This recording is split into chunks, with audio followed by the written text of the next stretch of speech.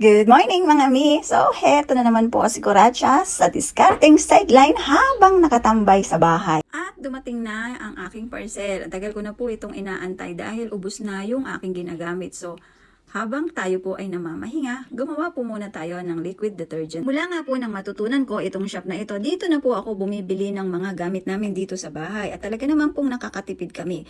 Mula po sa dog shampoo, sanitizing alcohol, fabric conditioner, liquid hand soap, lalong-lalo na po ang dishwashing liquid. Napakadali pa pong gawin dahil ihahalo-halo mo lang yung kanilang package at meron din naman po yung instructions kung paano gawin kaya hindi ka po maliligaw.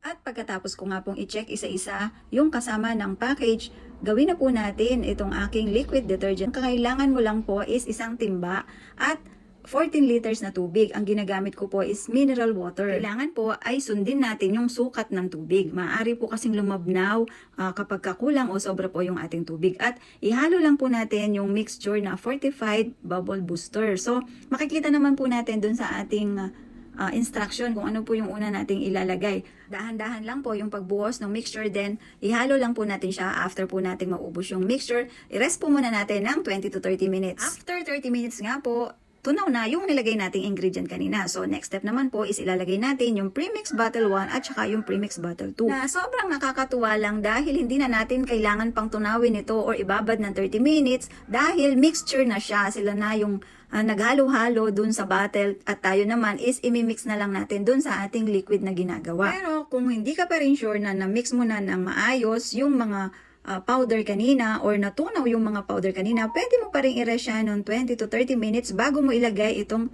pinakalas na ingredient na thickener. Ito po yung magpapalapot sa kanya. So habang nilalagay po natin ito, kailangan po dahan-dahan yung paghahalo. Sobrang bagal lang po ng paghahalo at makikita po ninyo later on na mag-iiba na po yung kulay ng ating liquid habang nauubos po yung powder na binubuhos ko.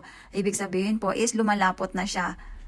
So, wait mo lang po na maubos yung powder. Ayan, iba na po yung kulay o yung color ng ating liquid. So, hahaluin mo pa rin po siya hanggang maubos po yung powder na ibinubuhos po natin. So, ang technique lang po nito is halo lang po. Halo lang ng mabagal. Huwag pong mabilis para po lumapot po siya. Kasi po pagka binilisan mo yung paghalo mo is lalabnaw po. So, ang gusto po natin na ma-achieve is yung malapot po yung ating detergent. Yay! Tapos na po yung ating liquid detergent. So, meron na tayong 15 to 16 liters na pwede nating gamitin para sa ating mga mop, sa mga basahan. Siyempre, pwede mo rin po itong ibenta, ilagay sa mga bote, sa mga 1 liter na bote. Lalo na kung meron kang maliit na sari-sari store, di ba? Makakatipid ka na, kikita ka pa, o di ba? Di ba yung mga binibili natin sa mga sari-sari store na 1 liter, di ba? Minsan 100 tapos minsan malabnaw pa, hindi ka masyadong satisfied dun sa lapot niya. So, kung ikaw yung gagawa, pwede mong i-adjust yung lapot niya, pwede mong i-adjust yung kanyang greasing agent or yung stain remover niya, pwede mong dagdagan dahil may ads-on dito sa shop na binabilan ko. So, ipipaste ko po dun sa comment section sa baba kung saan ko po binibili itong wise cleaners. At bukas po muli, dakala salamat!